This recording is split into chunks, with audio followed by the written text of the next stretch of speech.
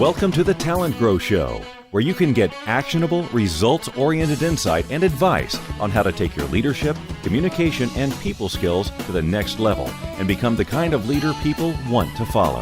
And now, your host and leadership development strategist, Halelly Azulay. Hey there, talent growers. Welcome to episode 57. We always talk about how to give feedback in leadership training and lots of articles that we read around the internet. But that's only half of the equation. How come we don't talk very much about how to receive feedback? It's such an important skill. And why is it so hard to take in feedback when we do receive it? I'm Halelly Azulay, your leadership development strategist here at TalentGrow and host of the TalentGrow Show podcast. And this week, our guest is going to help us with this. This is professor, consultant, and best-selling author Sheila Heen.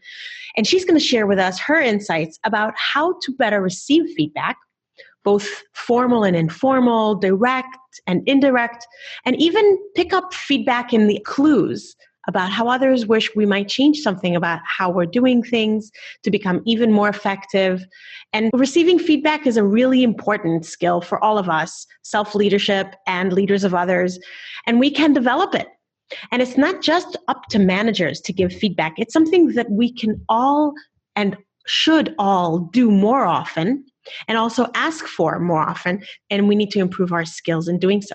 So we talk about the triggers that feedback often trips up in us and how to overcome them.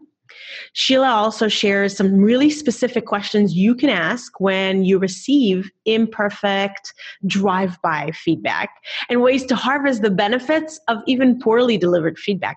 And did you know that there are actually 3 different kinds of feedback? So when you're asking for feedback, be sure that you ask for the kind you need.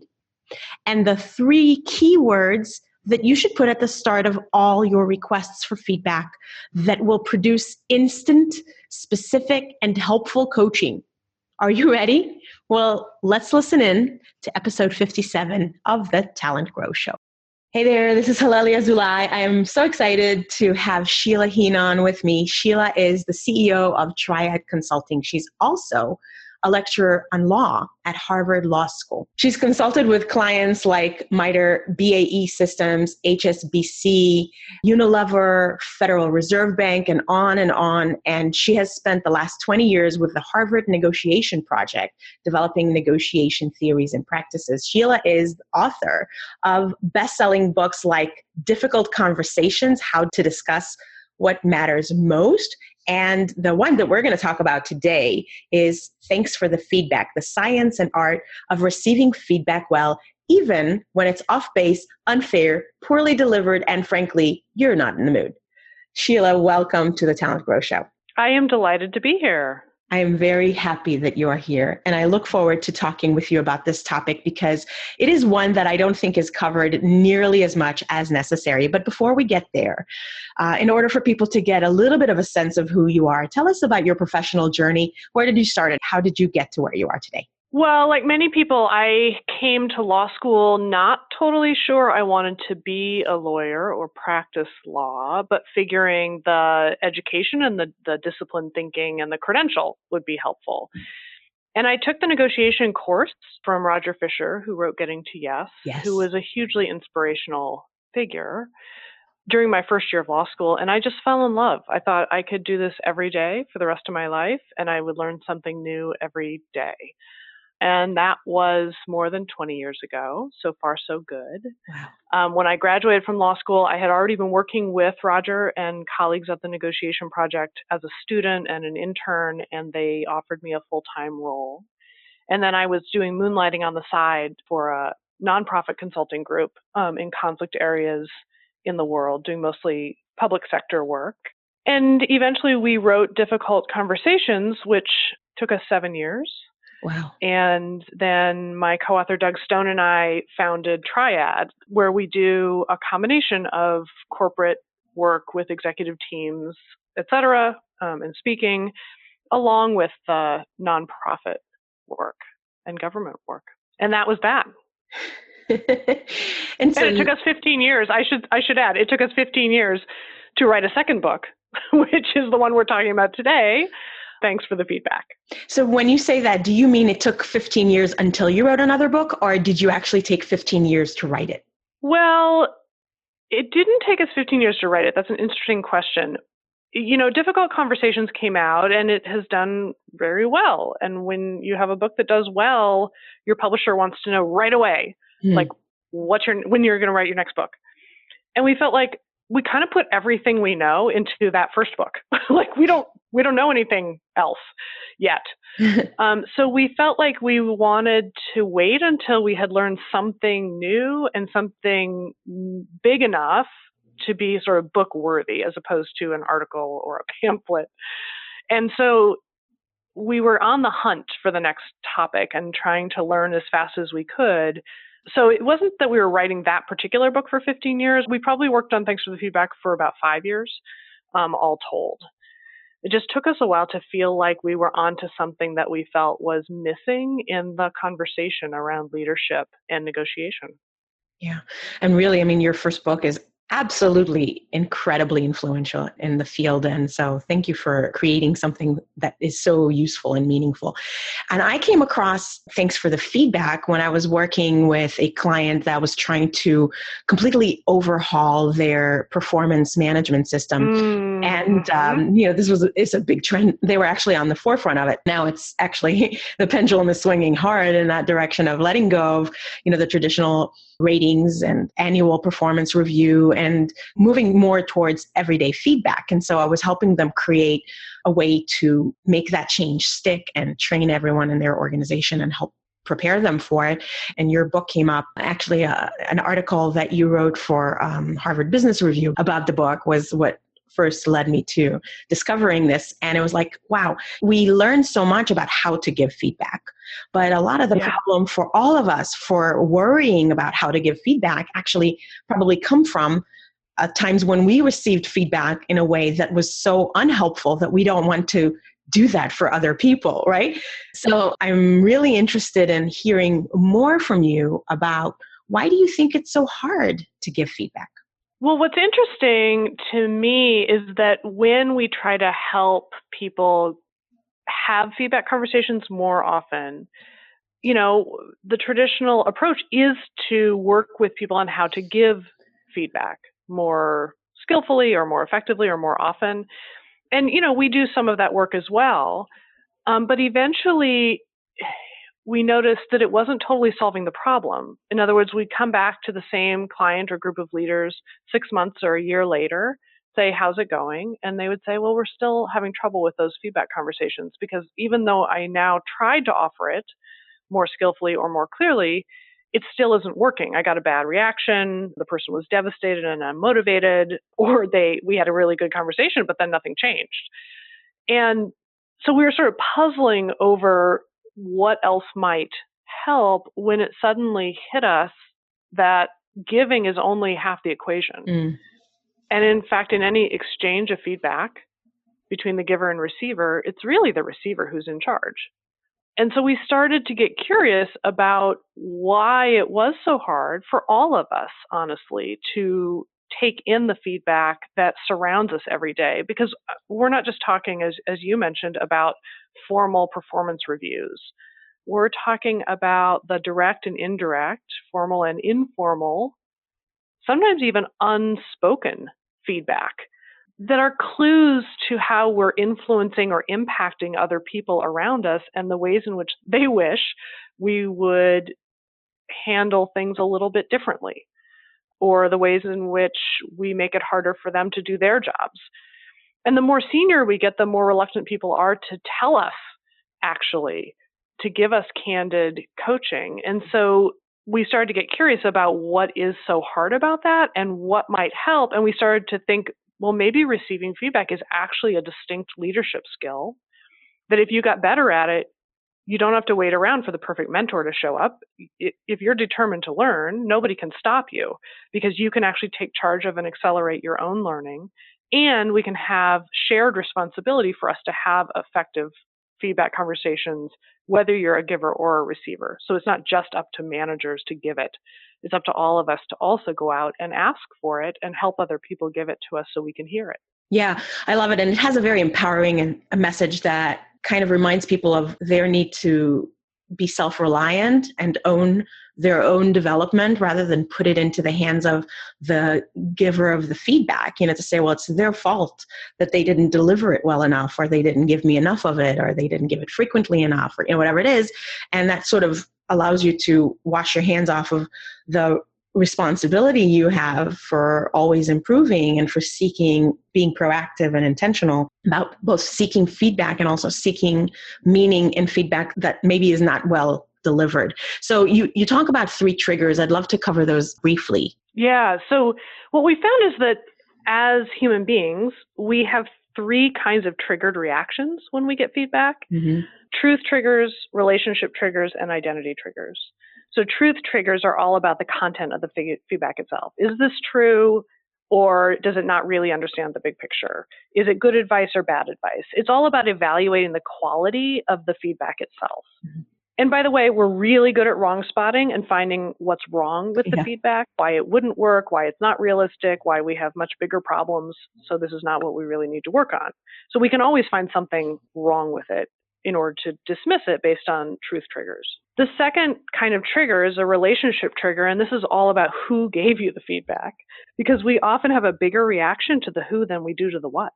So, I don't like them, I don't respect them, they don't know what they're talking about, they don't have any credibility, I don't trust them, I think they have their own motives.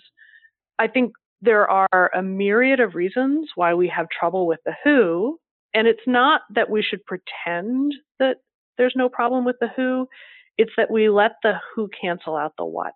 So the unfortunate truth is that you can have somebody who doesn't really have credibility, or that you don't like or want to be like, and what they're telling you might actually have some value for you. So the trick is trying to separate the who from the what and to deal with each on its own merits. And then the last are what we call identity triggers, and this has everything to do with the story we tell about who we are, and also the way that we're wired around feedback. Because in the course of this work, we found some evidence that suggests that individual sensitivity to feedback, meaning how upset do you get and how long does it take you to recover if it's negative feedback, and even for positive feedback, like how happy does that make you and how long do you sustain that positive feeling? Individual sensitivity can vary by up to 3,000%. Wow. And so now we're all on teams, and we're all supposed to be giving feedback to each other. And we have really different profiles. And so thinking about how do I understand my own profile around feedback, and how do I coach other people on how to give it to me so I can hear it? In other words, look, I can be a little bit undersensitive to feedback. So please, I'm requesting, be direct with me. I promise it will help it get through to me. Or you might be someone who would say, I know I can be really sensitive and I can get a little bit defensive, and I don't want that reaction to scare you off, because I actually do want to hear it. So here are some suggestions for how, when you have a suggestion for me, here are a couple of ways to approach me. Send it by email first and I can think about it. Or please don't send it by email. Just come talk to me in the moment. I really love the conversation. Whatever the right advice is from you to others, that's a conversation worth having. So it sounds like you're suggesting that not only should we become more aware of those triggers that tend to make us shut down, but also what are ways in which we are able to hear feedback better and then coach others proactively who might be in the position to give us feedback, to help them give us feedback in the best way for us. Absolutely. Absolutely. And by the way, our triggered reactions aren't necessarily going to go away. We're still going to have them. The trick is just not letting that triggered reaction be the end of the story, but instead to notice it and let it be the beginning of the story to better understand the feedback rather than to dismiss it immediately out of hand. Typically, we decide too fast based on what's wrong with it, who you are, how you told me, when and where you told me, which was totally inappropriate, why I suspect you told me. If we can figure out what's wrong with it, then I can throw it out and relax and move on with my life. But there's always something wrong. So that triggered reaction and wrong spotting is a human reaction that we should notice and then actually engage with. rather than letting it cancel out the feedback. Okay. So what do you suggest we do instead? I mean, or after? Well, yeah, or after. Or after. So one of the things that has been most helpful to me when I am getting feedback is to reassure myself that I actually don't have to decide whether I agree or disagree with this feedback right now. My only job right now is to better understand it. And that's actually much harder than it appears because feedback usually arrives as these really vague labels, like, we would have loved to see more leadership from you, or if you could be more responsive, that would be helpful, or, you need to have more confidence. Those are really vague phrases that could mean any of 100 things. So rather than react to the label, pausing to say, so that's interesting. When you say more proactive, say more about what you mean. Are there, either looking backward, were there times when you expected me to do something that I didn't do, or opportunities you think I missed? Or looking forward into the future, if I were to follow your advice, what would change?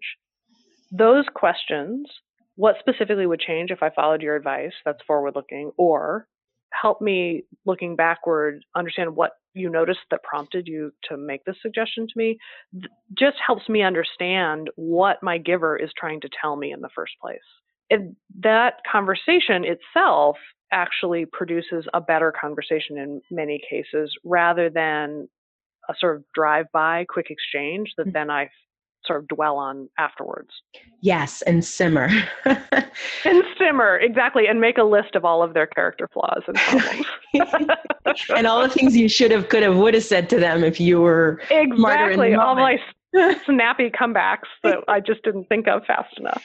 So, okay, this is good. So let's say you didn't do that, didn't do all those wise things you just suggested we do. Ask for more, or ask for input about forward-looking or backward-looking. And you did go back to your desk and started simmering. What are some other tricks that you can suggest that people can draw and harvest the benefit or the good from poorly delivered feedback? Yeah, so the good news and the bad news is that these are rarely one-shot conversations. And so I can't tell you how many times I have either not had time to engage a passing comment. Part of the challenge sometimes is figuring out, was that feedback? Yeah. Like, it was sort of this passing comment about how it was great to finally get your fill in the blank. And I'm like, were you feeling frustrated that it was overdue? Or let's talk about that. So, or, I have a trigger reaction and it's like, oh, I can't deal with this now. So going back to say, hey, by the way, I wanted to just ask about something you said the other day. And it occurred to me that I didn't pause just to ask a few follow-up questions. So I wanted to check in. The act of doing that alone opens up a better conversation in both directions, because it shows someone else that you are paying attention and you're not promising you'll agree or that you'll do it. And getting better at receiving feedback does not mean necessarily that you're going to take the feedback. We have a whole chapter, actually, chapter 10 is about boundaries and when to turn away feedback, because many of us have someone in our lives who is like an endless source of criticism and correction. And if it's undermining your sense of self or your confidence and ability to function, then drawing some boundaries with feedback is actually really healthy. So really getting better at receiving doesn't mean you always have to take the feedback, but it does mean that you have the skills to pause and understand it first, and then maybe to experiment with it. Sometimes people have suggestions and we're like, I don't think that would work, but you might be able to try it out in lower risk situations to see, well, actually, I could do this differently sometimes. Or this is not my biggest problem. So now I want to go back and talk to them about why I'm actually not going to take your suggestion, but I wanted to let you know why. Or the suggestion you made for how to solve this problem, I think isn't totally going to work based on some context stuff that you don't have any reason to know. However, you are identifying a problem that I do think I probably need to address. So I wanted to fill you in on what I'm planning to do about it, and thank you for pointing it out, even though the solution that they came up with, or the suggestion, isn't the right suggestion. Is there a better way for us to ask for feedback from people that either aren't giving us any or enough or appropriate feedback? Yeah. Well, so first of all, to ask at all is a big improvement. Because so often we're frustrated that they don't seem to have any time for us or have anything constructive to say. And by the way, there are 3 kinds of feedback. There's appreciation, which just keeps us motivated to know that our efforts are actually seen and noticed by somebody. There's coaching, which is anything designed to help me get better, more effective, more knowledgeable, etc. And then there's evaluation, which rates or ranks me. It tells me how I'm doing against expectations. So it provides some safety for me if I know I'm on track. But evaluation doesn't necessarily provide what I could work on next. That would be coaching, right? So you asked how to ask. First of all, know what kind of feedback you're looking for, because we actually need all 3 kinds, but we need different amounts and different kinds at different times. And the second thing is, don't ask, hey, do you have any feedback for me? It's the natural question that we gravitate to, but it's too vague and too general a question where people aren't sure what we're asking for, and they're not sure how honest they're supposed to be. So a better question would be to ask, what's one thing? And you can finish that sentence any way you want. The 3 key words are, what's one thing? What's one thing that if I changed it would make a difference to you? Or what's one thing you see me doing or maybe failing to do that you think is getting in my way? Or what's one thing if I worked on it in the next 60 days you think would make a difference in the way I'm running this Monday meeting? So the reason that is a better question is, number one, it doesn't take a lot of time. People can answer it in, a minute and move on with their day. It's very specific that you're asking for coaching and you're hoping to have something. And notice that it's not, is there anything? Is there anything? We'll tend to get, oh no, you're great, you're perfect. Whereas what's one thing recognizes that everybody around us has things they wish that we would do a little differently because it would be easier for them to work with us or to do their own jobs. They're just waiting to be asked to share. They're not going to share that with us unless we let them know that we genuinely want it. So what's one thing says, hey, I know you got a list, so just give me one of them. So that question has produced instant reactions and responses sometimes, and it tends to have really specific and useful coaching. I learned that from you, and I use it all the time. It is really useful. And what's also good about, you can really continue to list the benefits of asking it in this way, but in addition, it helps narrow the scope so that the person doesn't unroll the litany, the scroll of all the things that they've been keeping a chit list about for you. Yes. So it helps them kind of just deliver one of those things so that they don't overwhelm you. And it really shows an openness and an interest. And I think that also when you were saying the different kinds of feedback and the keywords are what's one thing and you can fill in the blank for the rest of it, you could certainly use that. Let's say if you don't get enough positive feedback from someone, you can kind of force them to tell you what's one thing that you think I'm doing really well on this project, or what's one thing that you're most appreciating about my approach, Yeah. And I think that we hesitate to ask for appreciation because we don't want to seem needy or like we're asking for compliments. But I think it's totally legit to say, hey, I could just use some encouragement. What's one thing I've been doing in the last month that has made a difference for you? I think people will respond very positively to that. Or even to say to a client, hey, as we move into the next phase, what's one thing about the way we're operating together that has been particularly effective for you? Because I just want to make sure that we replicate that and not lose. So it'd be useful for me to know. And people are pleased to tell them what they hope you keep doing because they certainly don't want it to get lost. Yeah. So I think you're right. It's particularly effective for positive feedback as well as constructive coaching. And it's true. I don't know if you've had this experience that sometimes you'll get an email the next day with like 4 other things because overnight they thought, oh, shoot, I picked the wrong one. There were so many other things I wish I had shared for you to change. And, you don't want to say, sorry, you only get one and you already used up. Like, welcome the richer conversation, but it is amusing that they're continuing to think about it after you have walked away. So that's a good thing, I think. Yeah, so true.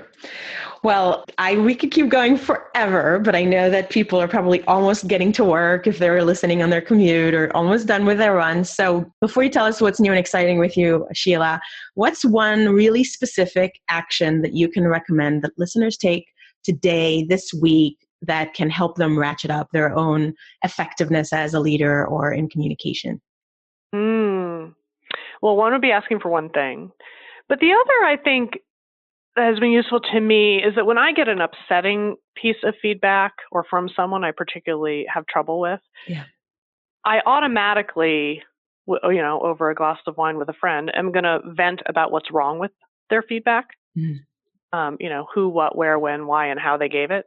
But I need to then, when I'm ready, go one step further to invite my friend to help me think about, okay, is there anything that might be right about the feedback? Because 90% of it could be wrong, but that last 10% may have some value. It may be something I should be thinking about. Maybe they've completely misunderstood me, but that raises the question, all right, so why is it that I'm being so misunderstood or misperceived? Maybe that's something I should start thinking about because they clearly aren't understanding where I'm coming from or why I'm making the decisions I'm making, and I can stomp my foot and feel misunderstood, or as a leader, I can start to think about, am I sending conflicting signals, or how could I be clearer? That's legitimate about the feedback. So remembering to ask yourself when you're done venting about what's wrong, ask what might be right. And often a friend can help us see things that sit in blind spots that we can't see by ourselves.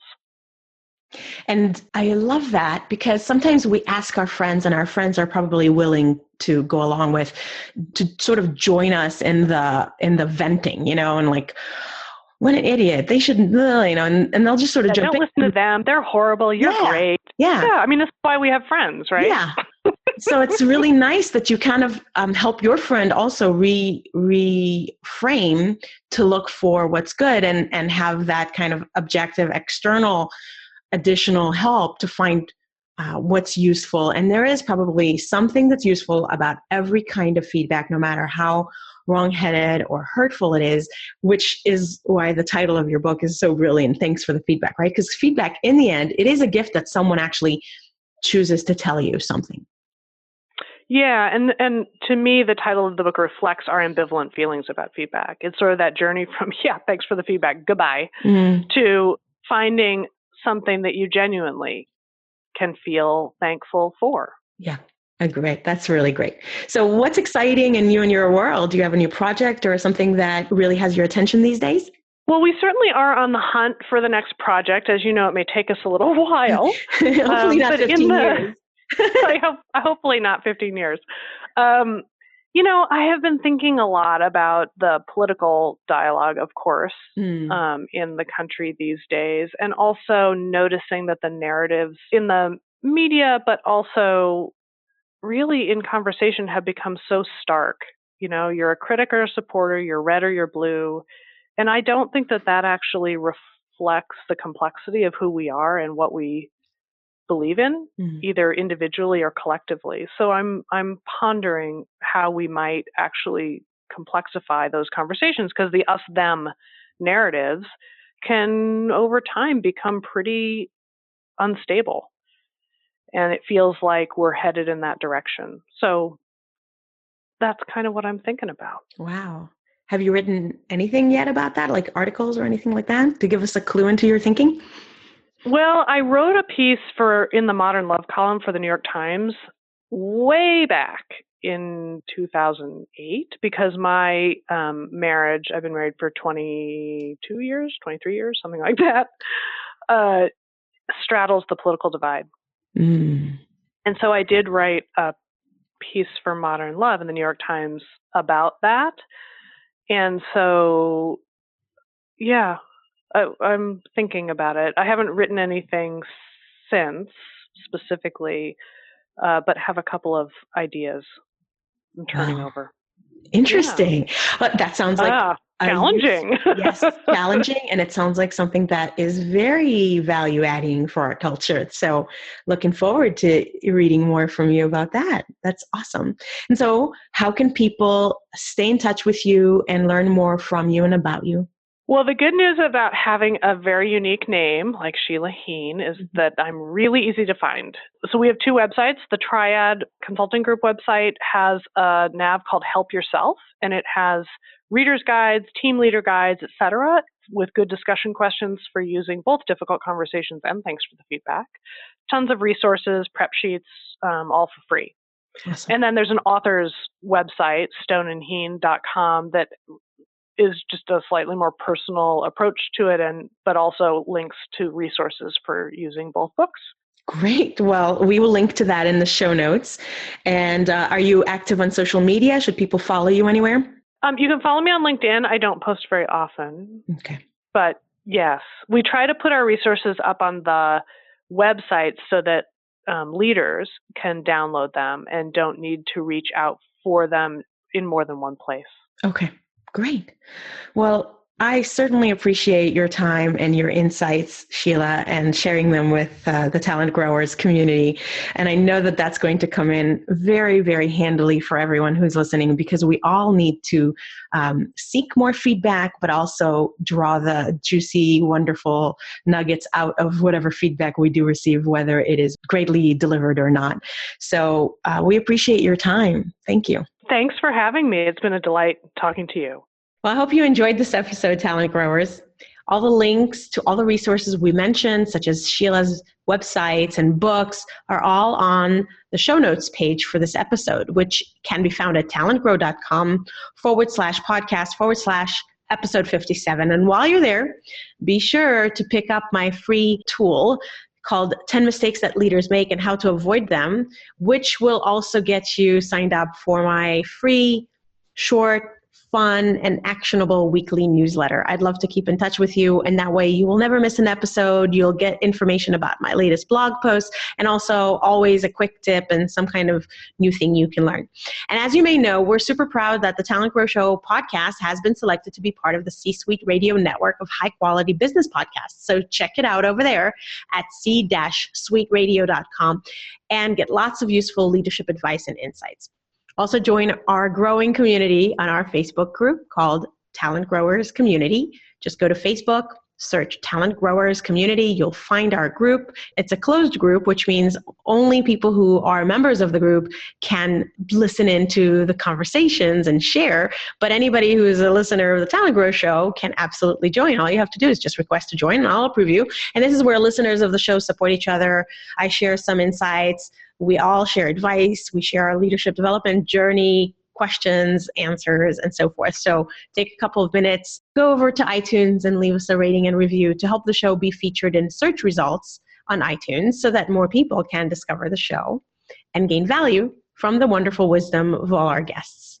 Well, that's it for this episode. I'm Halelly Azulay, your leadership development strategist, and I thank you for listening. I appreciate you. And until the next time, make today great.